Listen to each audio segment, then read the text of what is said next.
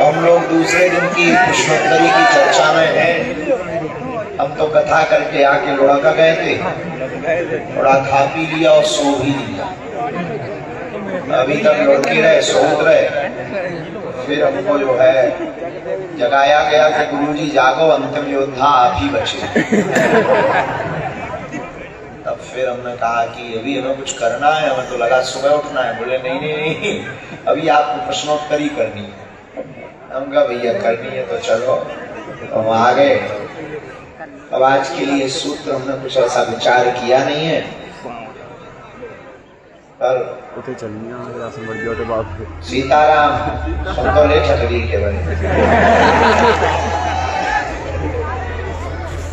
कल हमने सूत्र लिया था फलो फूलो पर औकात न हो।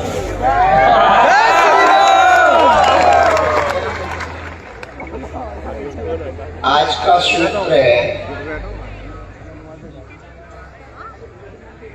हमें जिंदगी से भागना नहीं, जिंदगी में जागना।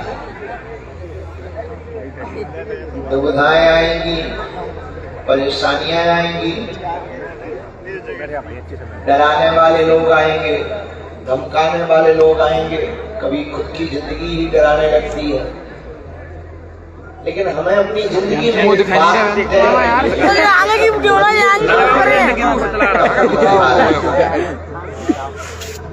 जब तक सफलता प्राप्त ना हो तब तक आपका कॉन्फिडेंस लेवल घटा, और आप हारे। आप दुनिया की नजर से वो आदमी बेकार नहीं है जो हार जाए, वो आदमी बेकार है। हमें उस आदमी से बड़ा डर लगता है जो हार करके संतुष्ट हो जाए।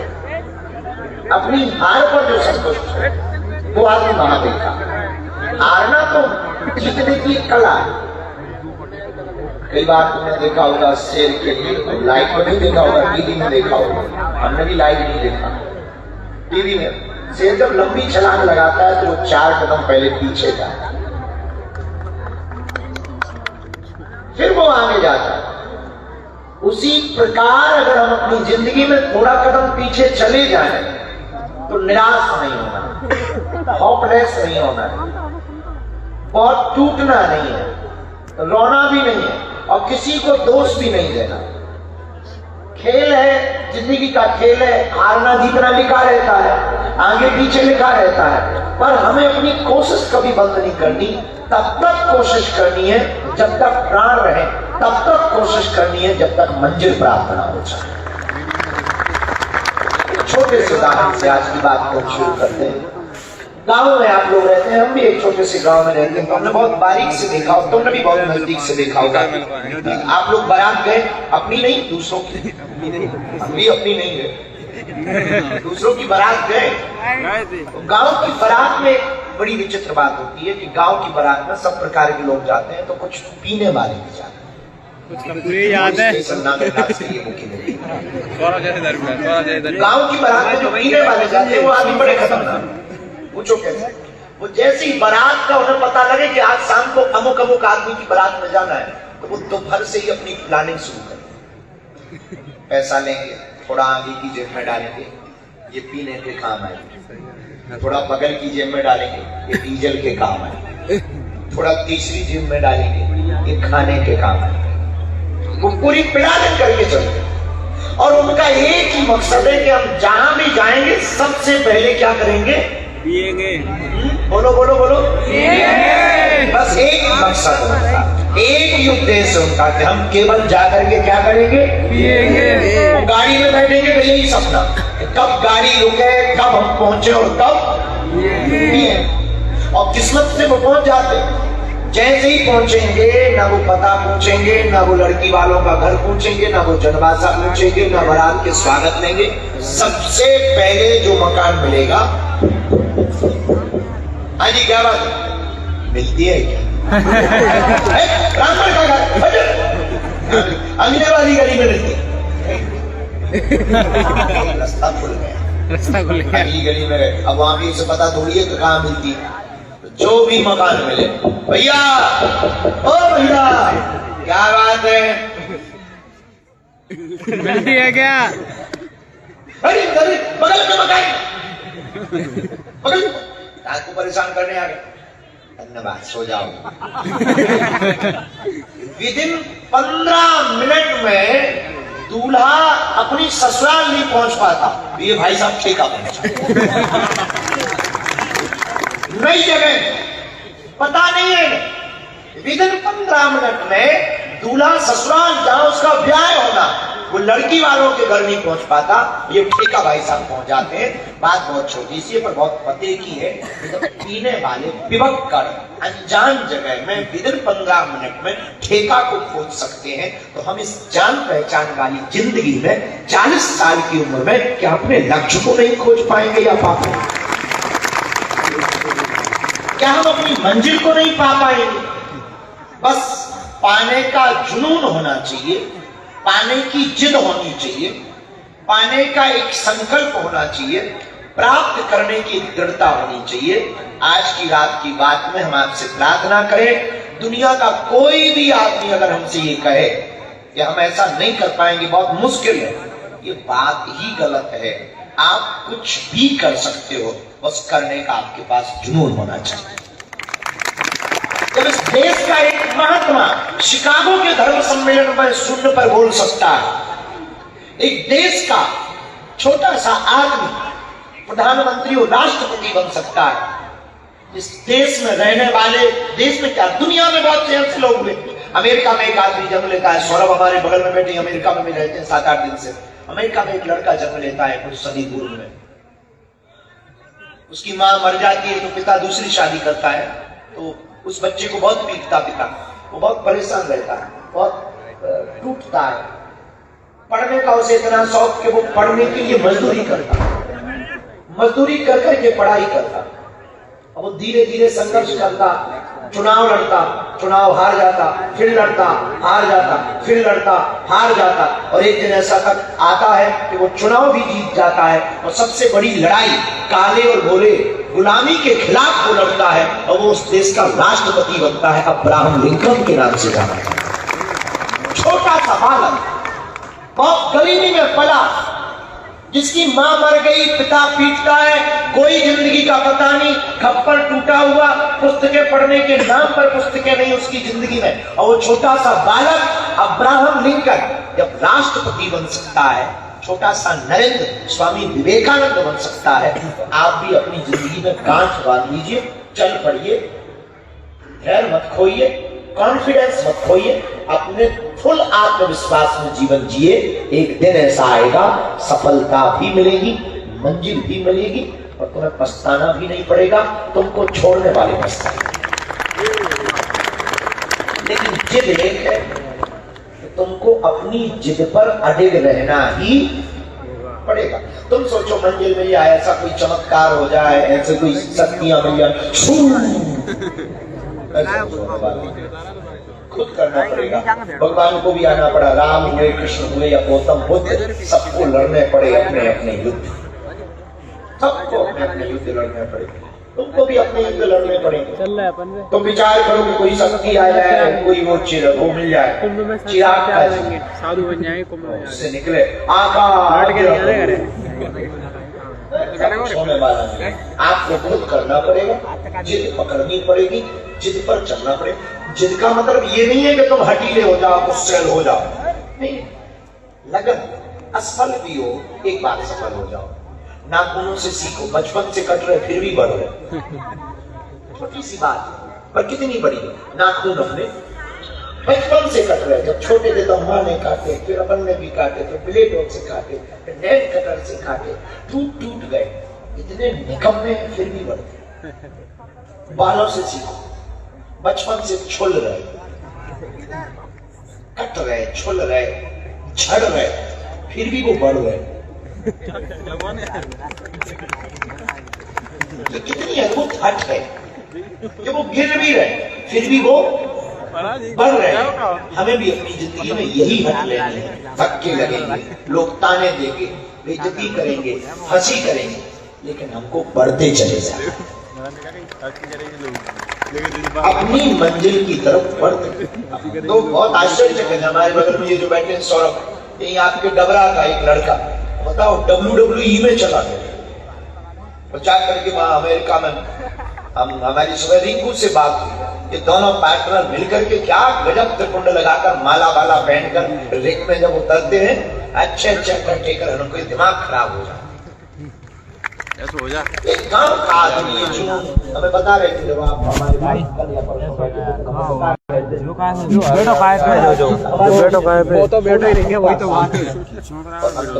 मध्य प्रदेश का एक बालक उठता है और अमेरिका जाता है, और अमेरिका में सबसे बड़ा गेम WWE के नाम से जिसे जाना जाता है। क्रिकेट के बाद सबसे ज्यादा पसंद किसी गेम को किया जाता है तो WWE को किया जाता है, और वो जाकर के वहां रिंग में खड़े होकर के ललकारता है और महादेव के नारे लगाता है। तो आप लोग भी इन लोगों से सीख सकते हो कुछ, हमसे तो तुम सीखने की कोई कोशिश ही मत करना। हम तो आपको बता सकते हैं, अपने तथ्य रख सकते हैं, चाहो तो जी लो, ना चाहो तो ठीक है, तो आपकी जिंदगी है। तो आज की बात में यही है, हमें भागना नहीं है, क्या करना है? जागना है। अरे जोर से तो बोलो, जागना है। आज तुम लोग थोड़ा ठंडी में हो, जागना है।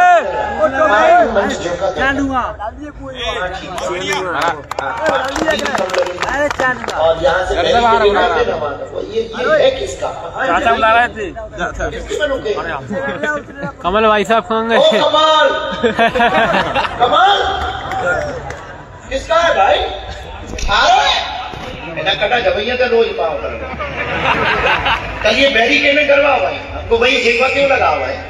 बहुत अच्छे बच्चे हो, तुम्हारी बहुत तारीफ हो रही, जमीन से उठे हुए आदमी हो, बहुत प्यारे। तो तुम्हारे यहाँ रुके हैं। अच्छा, राम राजा सरकार के घर में रुके तो तू क्या कर रहे हो? एक जगह हम गए बम्बई में, हमारा एक चेला है, बहुत प्रसिद्ध चेला है, वही रहता, थाने में रहता, वो हमें ले गया, बोले आप हमारे घर पे चरण डालें, कब तो फिर ये डाल देंगे, चल गए उसके घर पे चरण डालने के लिए। तो वो हमने पूछा कि ये मकान बहुत प्यारा बना, किसका है? बोले आपका ही है। कब तू क्या कर रहा है? आज तक नहीं उसने बोला क्या, तू क्या कर रहा है? हमारा है तो तुम अंदर क्या कर रहे हो, उठा अपना बैग। फिर उसे बताया, यहाँ जो भी बात बोलना बेटा प्रैक्टिकल बनावटी तो बिल्कुल मत बोलना रहो, तुम ये भी मत देना, तुम अभी मकान कह रहे, तुम गाड़ी कह दो, तो गाड़ी कह दो छोड़ दो, गाड़ी भी छोड़ दे, छोड़ दे, लेकिन ये मत कह देना कि हमारा प्रैक्टिकल बात बोलना। और उचित हो गया, ये 2-3 बार गए उसके मकान के बाद, बहुत सुंदर कोठी, किसकी? आपके दास की।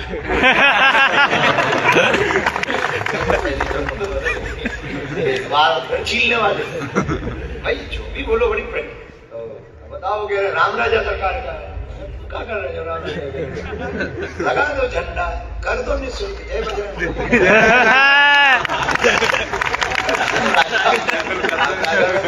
थोड़ी लगवा रहे, जय बजरंग, बहुत प्यारा बच्चा, जमीन से उठा हुआ। एक बार ताली बजाओ उसके यहाँ, थोड़ा सा ना जिसके यहाँ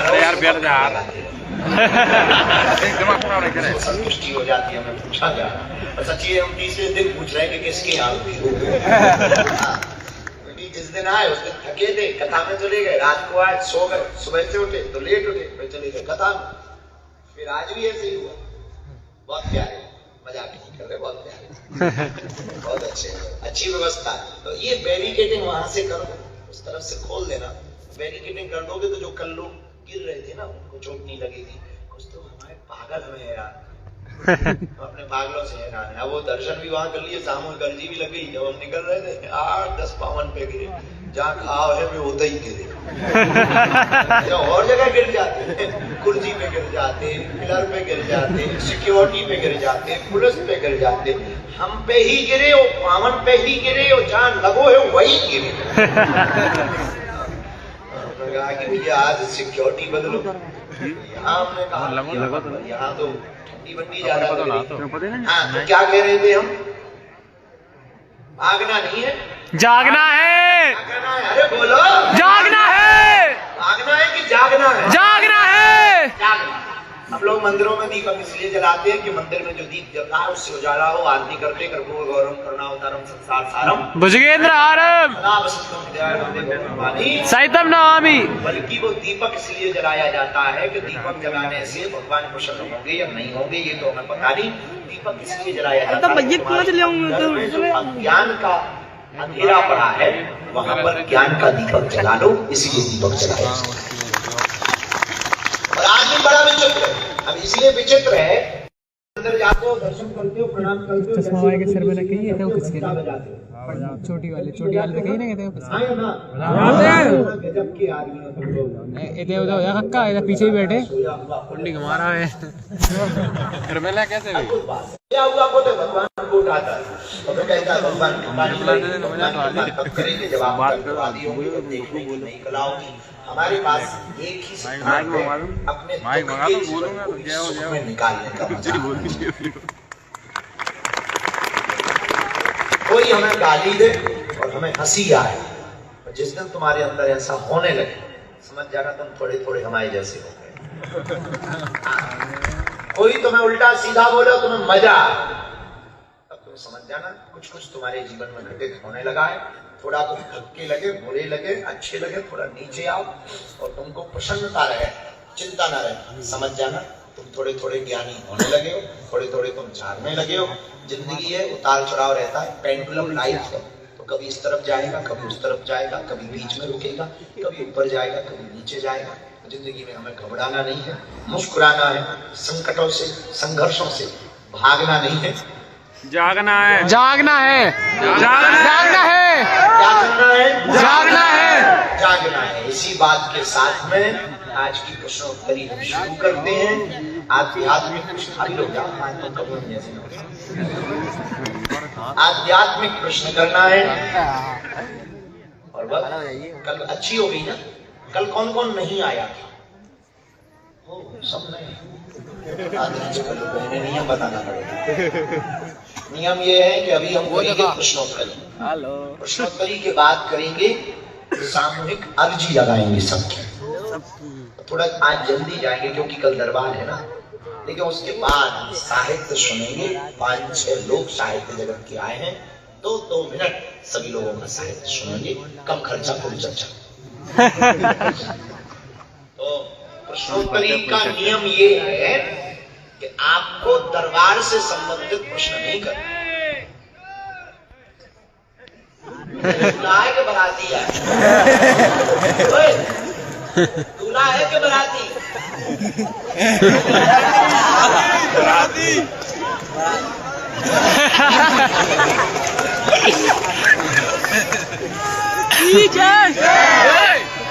बोल पाकिस्तान राम सरकार की, भईचा सरकार की। तो मुकदमा करवाएंगे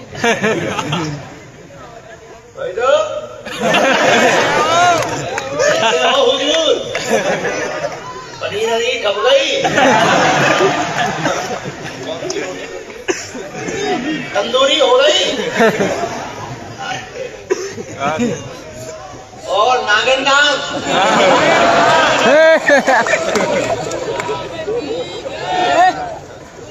हमें लगता है सुनाई भी नहीं देगा। तो क्या बोल रहे थे? नियम बता रहे थे। नियम नियम नियम नियम ये है, आध्यात्मिक प्रश्न पूछना है, धर्म से संबंधित पूछना है, गंभीरता से पूछना है। जो प्रश्नों के उत्तर हमें पता होंगे वो पक्का देंगे, नहीं पता होंगे कल पूछ के देंगे, पढ़ के देंगे। गारंटी थोड़ी है। अब तुम पूछोगे सूखना की नाक कहाँ गई, गणेश जी का सिर कटा था कहाँ गिरा था? हमारे गाँव में गिरा था। जो पता होगा वो हम आपको उत्तर देंगे। और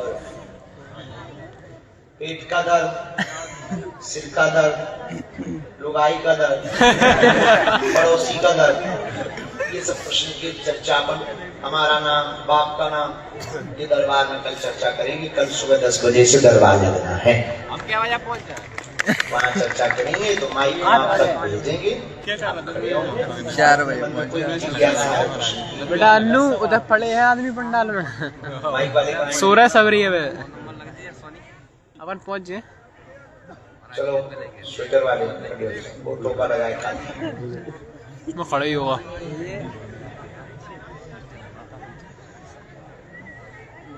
खत्म लगा दो, वो लगा, वो लगा, लगा। बगीचा वाले की जय।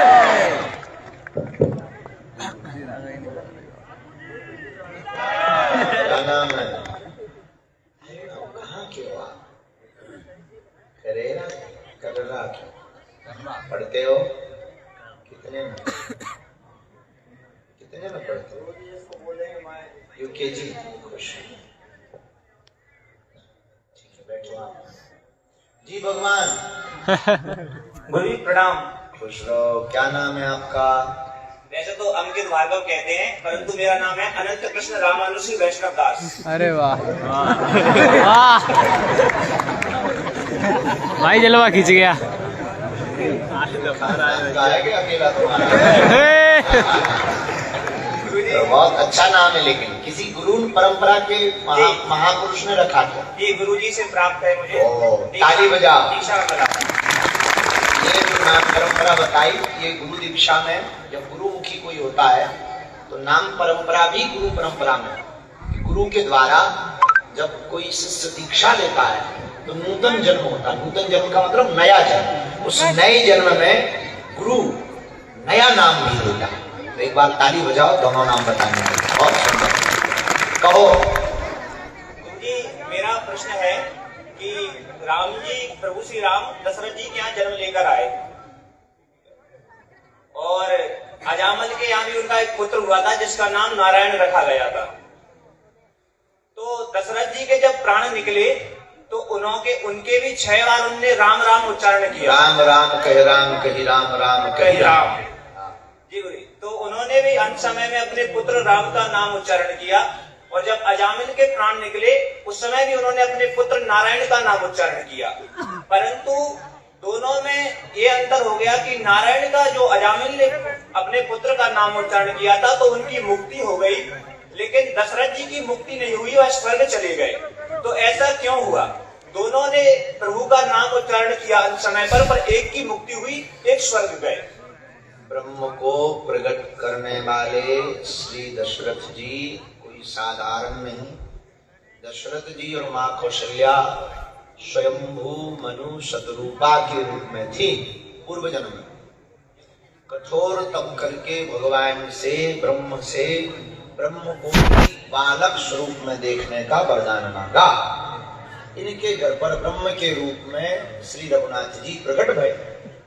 इतने में ही ये सिद्ध हो जाता है कि जिनको एक बार भी गोविंद के दर्शन हो जाए वो मुक्ति का अधिकारी हो जाता है।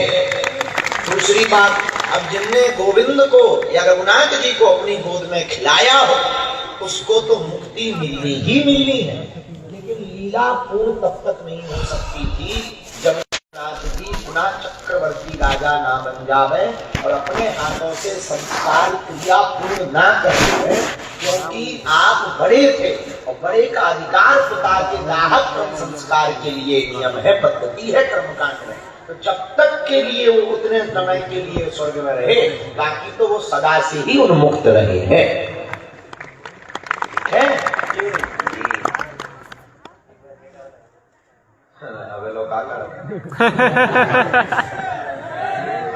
अखिल कोटि ब्रह्मांड नायक राजाधिराज महाराज श्री राजा रामचंद्र की जय। श्री बागेश्वर धाम की श्री बगीचा सरकार की पूज्य गुरुदेव महाराज की। चलो पीछे हाँ जी, खड़े हो जाओ लाला। वो पीली टी शर्ट वाले वाला तुम खड़े हैं। क्या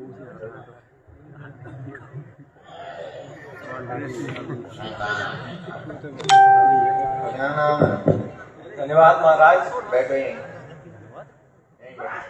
हाँ, जय श्री राम महाराज। जय श्री राम। अरे वाह। अभी गुप्ता है, स्वर्गीय श्री ब्रजेश कुमार गुप्ता जी का पुत्र हूँ मैं। हमारे यहाँ पे हमको खजा वालों के नाम से बुलाया जाता है। महाराज, मेरा प्रश्न ये है कि मैं टीन एज में हूँ, मेरे जैसे यहाँ पे कई और भी लोग हैं जो अपना कल बनाने के लिए आज बहुत मेहनत कर रहे हैं। मेरे को सिर्फ ये जानना है कि कुछ बातें आप मेरे को ऐसी बताएं जो मैं सफलता के लिए बिल्कुल उनको अपने जीवन में उतार सकूं, उन बातों को जो आप मेरे को बताएंगे।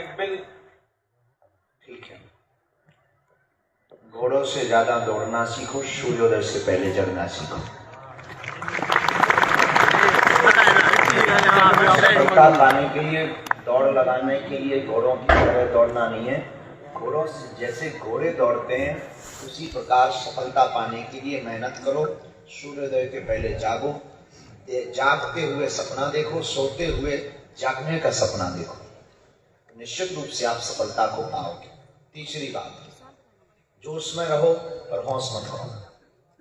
चौथी बात, जो लक्ष्य पाया है उसका एक प्रयास तुम्हें असफल कर सकता है, पर उसको प्राप्त करने के 1000 और उपाय हैं। उन उपायों को खोजते रहना चाहिए। किसी एक रास्ते से असफल हो जाओ तो जरूरी नहीं है कि मंदिर, जैसे हमारे पास कोई आना चाहे तो 3-4 रास्ते हैं। या तो वो हमसे बागेश्वर धाम में मिल सकता, या हमसे कथा में मिल सकता, या हमसे दरबार में मिल सकता, या हमसे रास्ते में मिल सकता, गाड़ी के सामने हाथ जोड़ के खड़ा हो जाए। लेकिन जरूरी नहीं है इतने ही रास्ते, और भी रास्ते हैं। कभी कभी सन्यासी बाबा की पूजा करके वो अपने घर पे बुला सकते। ऐसी सफलता पाने के अनेक रास्ते हैं कि अगर कोई एक रास्ते में तुम फेल हो जाओ तो ये मत घोषित कर दो कि हम विफल हो गए। अब तो ये देखो तो दूसरा कौन सा रास्ता है जिससे हम सफल हो। तो अंत में वही बात है, सूर्योदय के पहले जागो, घोड़ों की तरह पुरुषार्थ करना प्रारंभ करो, निश्चित रूप से आप सफल होंगे। धन्यवाद महाराज। बहुत सुंदर प्रश्न है।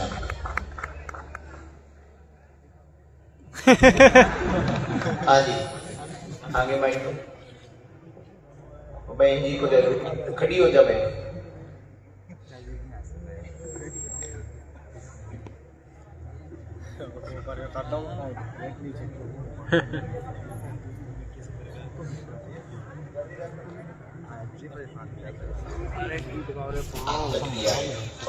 अन्नू कहाँ गए रे?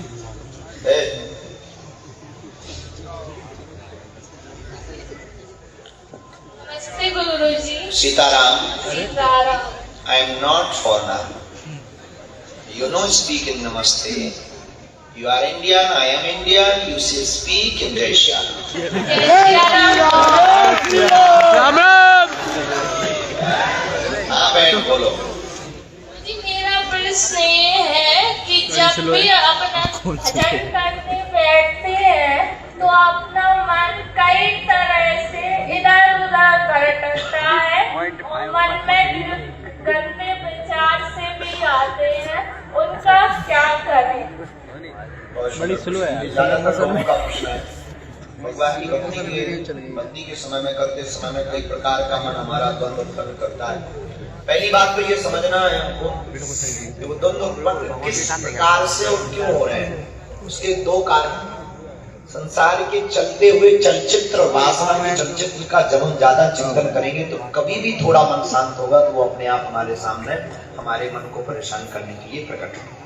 इसलिए ज्यादा से ज्यादा वजनानंदी लोगों को चलचित्र से बचना चाहिए, देखने से। दूसरा, मन अगर बहुत ज्यादा चंचल रहता, गंदे विचार, वासना के विचार हमारे मन को बहुत खराब कर रहे हैं, बहुत ज्यादा दूषित कर रहे हैं, हमारी भजन पूजा को दूषित कर रहे हैं, तो सबसे पहले ठाकुर जी से अपराध के लिए क्षमा मांगो और क्षमा मांगकर उस वक्त जोर जोर से नाम जप करना प्रारंभ करो। तो इतना जोर जोर से कीर्तन करो, इतना जोर जोर से नाम जप करो कि उसकी आवाज तुम्हारे ही कानों से मन तक पहुंच जाए और तुम्हारा मन भी हर हाल में वो कीर्तन करने के लिए बात हो जाए। ऐसा 8-10 बार ठोकर मारने से धीरे धीरे मन को आदत हो जाए। हाँ जी, थोड़ा और बगल में आ जाइए, कोई दूसरे को भी माइक दे दें। आपके पास ये चश्मा वाले को दे दो, खड़ा हो जाओ।